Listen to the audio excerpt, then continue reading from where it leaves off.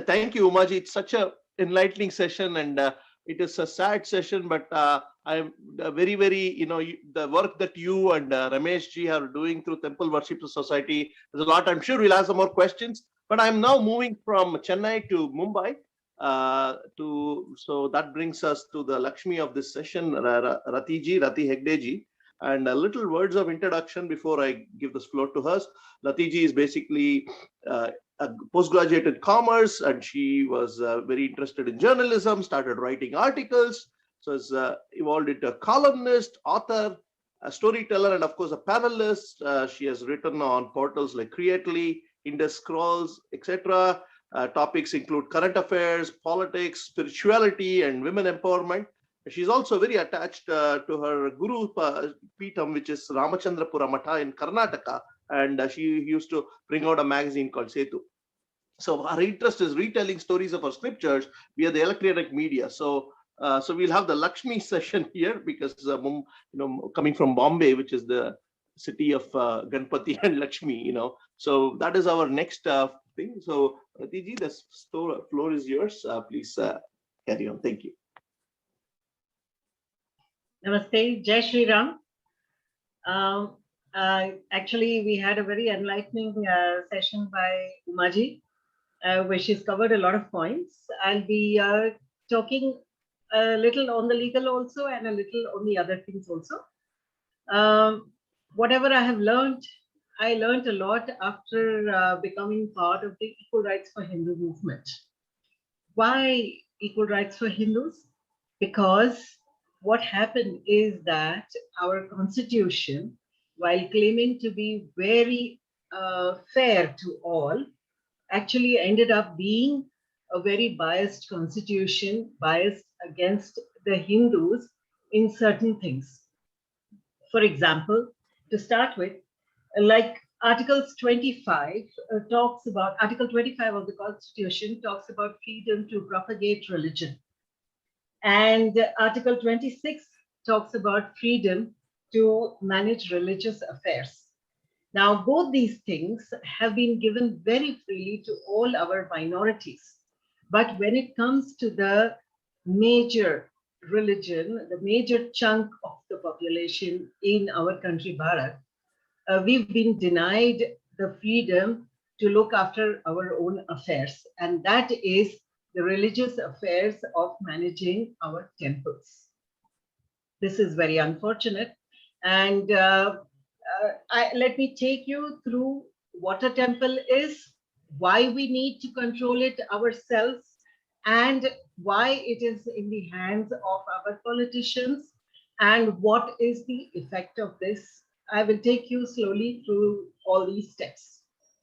Now, you would be very surprised to know, or maybe you already know it, but a mind-boggling 15 lakh acres and more of our country belongs to our temples.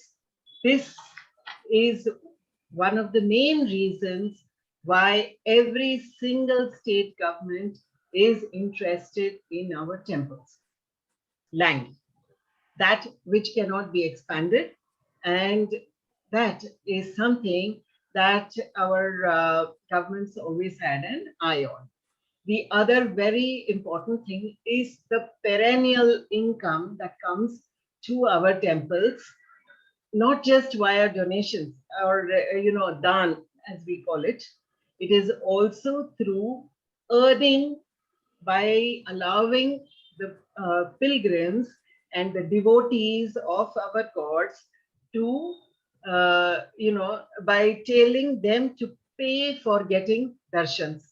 This was something which was never there earlier, but thanks to our wonderful state governments all over the country, we have this system of paying to get darshan. Now, both these things, one is a fixed source of income, and one is a perennial source of income, are the reasons why our state governments have been very, very enamored with our temples, while, at all the times saying how they are secular. They are so secular that they have found it absolutely a necessity to control our very communal temples. By its very nature, our temples are communal because they are obviously related to a particular religion or dharma. But our constitution gives a secular constitution, gives this secular nation the rights to look after, manage, and administer the affairs of our very communal temples. Now, let us understand that what is a temple and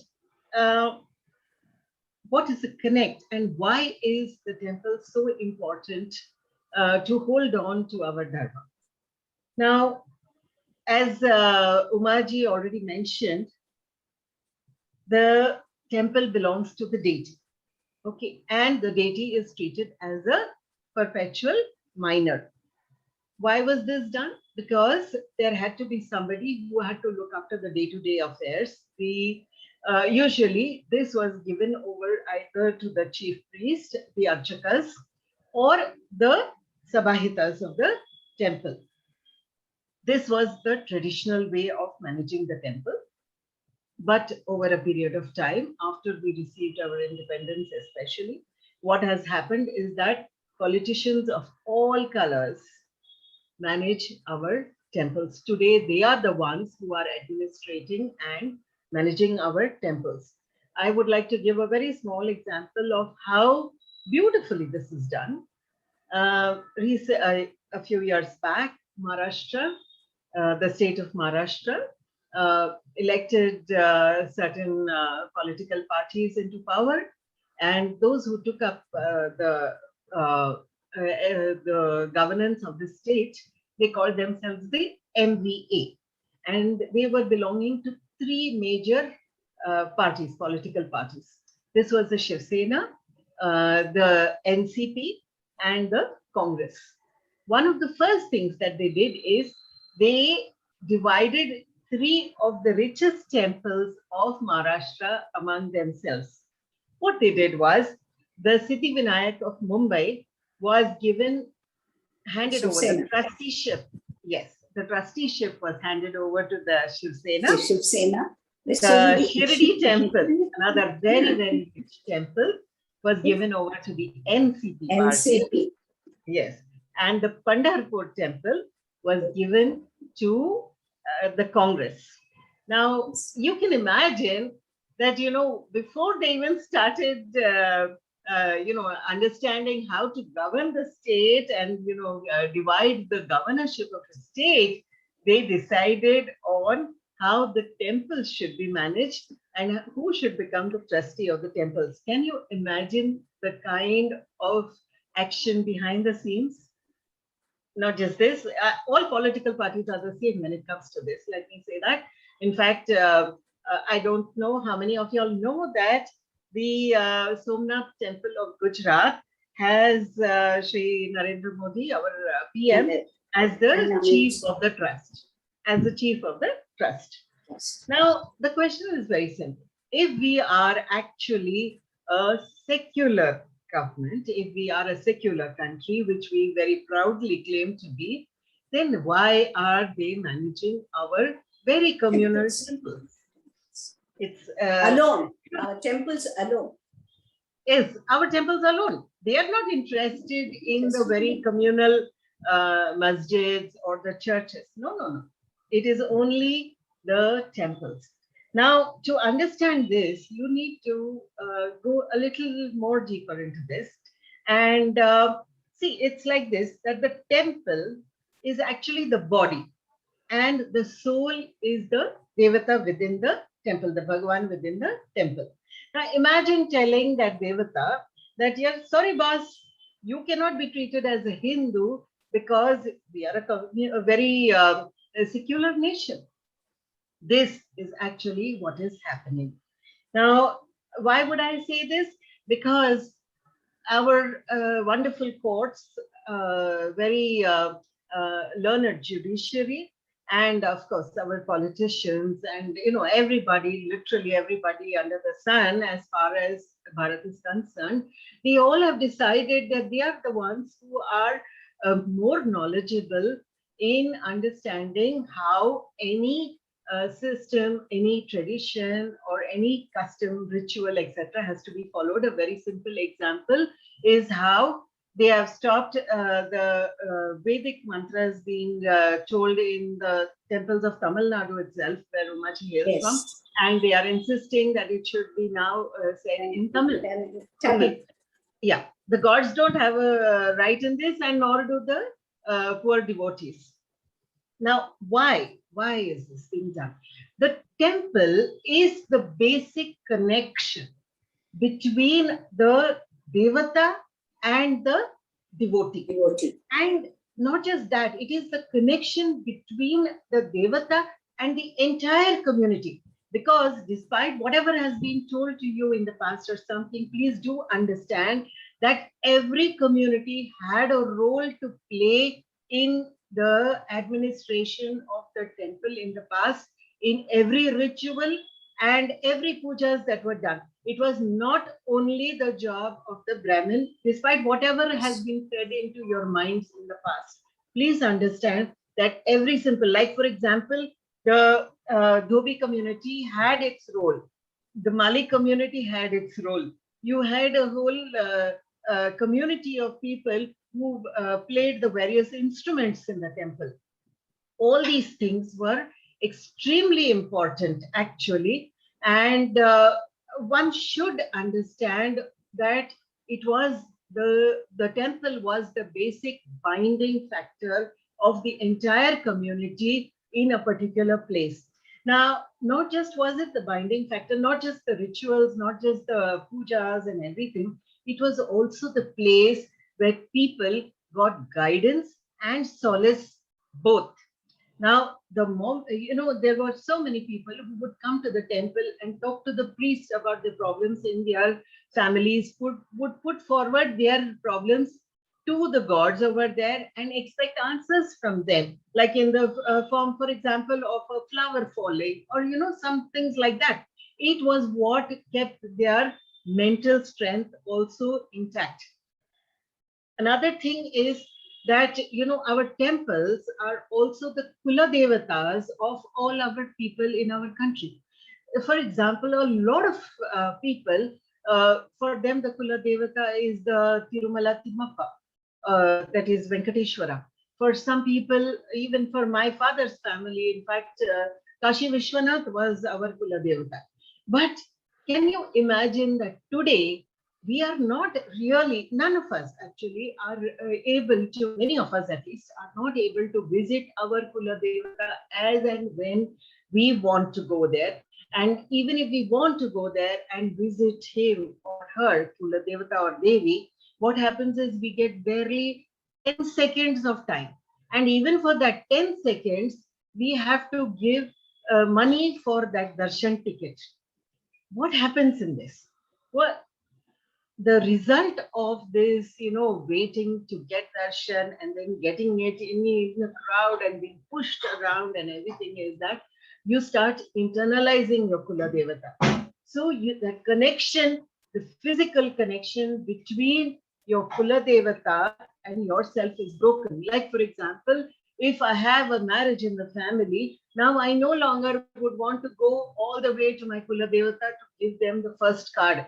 I will in my house think, Baba, please, Bhagwan, I am writing on the card, I'm printing on the card, Shri Kula Devata Bhyo Namaha. Please accept this as my prayer and bless all of us. Now, you imagine if 3 generations down the line do this, they will completely lose connect with their Kula Devata. They completely lose connect, and not just the connect, the blessings of their Kula Devata. In such a case, what happens is that you become rootless.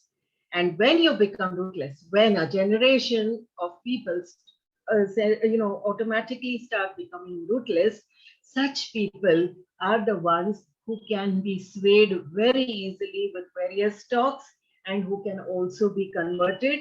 They become Hindus in name only. This is one of the biggest casualties of the government control over our temples, where we have lost our soul connection with our temples.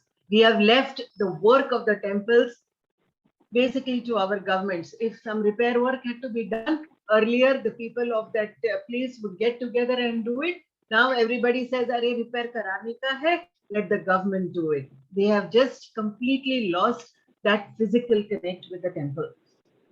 Now, another thing is, in fact, this is what I would actually call the institutionalized breaking up of the attachment with our temples. Now, another thing is, Muslims, they have this zakat system, zakat or whatever system of charity and all that. What did Hindus do? What Hindus did was that they would keep a small amount aside every day in their puja ghar, or whenever there was a festival, they would keep it in their puja ghar, or for any function when they had any happy occasion in the house, they would keep a small amount in their puja ghar. And whenever it was possible for them to go on the pilgrimage, that collected amount they would go and put it in the hundis of those temples. That was their way of giving it to what we say, tera tujhko arpan, or whatever you gave to me, dear Lord, this is what I'm giving back to you only. This was the feeling, that emotional connect that we had. Now, with the looting of the temples, and now we all know that temples are being looted, what has happened is that now most of us are thinking twice before giving any money also to the temple. What is happening here? What is happening is that we are starving our dharma. That same money we are using for what I would like to call a secular cause. What is a secular cause? We are saying, if you see a person hungry on the road, you give it to him. If you see a person who wants medical treatment, you give it to him. We will donate to a cancer hospital. We will donate to a school or a college, something like that. But we are starving our dharma. We are starving our temples. We are starving. I mean, that route from where we are getting our funds, we are forgetting to give back to them. Why? It is not, it is being done very systematically and gradually. It is not happening in one day, but it is happening. What we are doing is that we are espousing a secular cause rather than espousing a dharmic cause. When we stop giving to our temples, what happens is that slowly we stop giving to our Gaushalas, we stop giving to our Veda Pathshalas, we stop giving for Annadanam, where we do not even know who is the recipient of our largesse. Actually, that was the whole thing about whatever dan we were giving, that what we loved the most, we would give either for the benefit of another person, or we would give it to people whom we did not even know who would end up benefiting from it. That is why we were putting it in our temples, so that it goes to society as a whole, not for a particular cause only. Ratiji, Yes. just kind of giving you a little hint of, so that we can have. Sure. Yes. I am actually at the end of my speech also. Now, another thing is that one of the things that has happened when our secular governments are looking after our temples is that for them, it is a source of income. So what they are doing is they are making more and more avenues for increasing the income. How are they doing this? They are converting our Tirtha Kshetras into tourism destinations. They are converting into business convention centers. They are converting it into picnic spots. What could be more sadder than all this? That that place where we are supposed to go and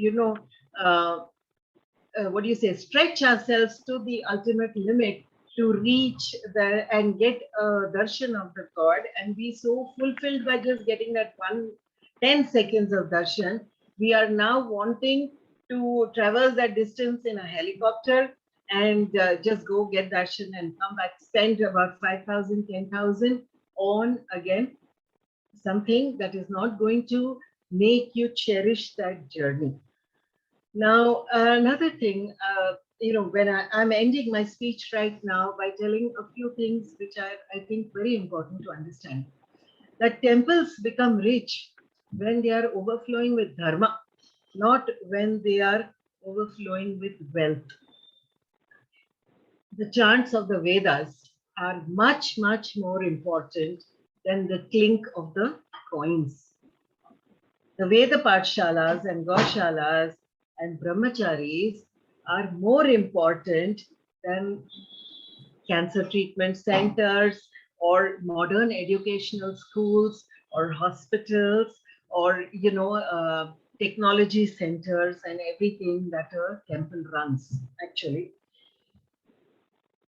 one of the most beautiful things about Hinduism, about Sanatan Dharma, is that it helped us build peace, mental peace. It gave us, it made our mind steady and keep it pointed towards Bhagwan. That is one of the most beautiful things of our Sanatan Dharma. Now, this, when we have internal peace, automatically prosperity is attracted towards us. This was, and good health, of course, is also, comes automatically to us when our mind is healthy. And this was the basic reason why we had temples as our, they were not just, a place where we went and, did bhajans. They were also energy centers, beautiful energy centers, and it has to remain that way. And that is why the temples have to be owned and managed by the Devatas and their devotees only, and not by any secular government. If we want to continue having our connect with our Devatas, we cannot be secular anymore. We cannot run after the temples as a source of income. It has to be a source of dharma. It has to be a source of spiritual enrichment. This is what a temple is all about, and this is what the temple owns and gives, both actually. This perverse act of taking over temples, because Hindus cannot manage taking over Hindu temples, because Hindus apparently cannot manage their own temples, or they will become corrupt or something. All this should stop. It is one of the stupidest arguments, because if Hindus can manage a whole country, then can Hindus not manage their own temples? Who the hell was managing our temples all these years before 1947? Was it in government? Of course not. Let us try and understand how temples are our true wealth, but this wealth is not monetary wealth alone. It is a part of it, yes, but it is not monetary wealth alone, but dharmic wealth, and this has to be protected. This is all that I want to say. Thank you very much. Thanks for listening. Jai Shri Ram. Thank you, Ratiji.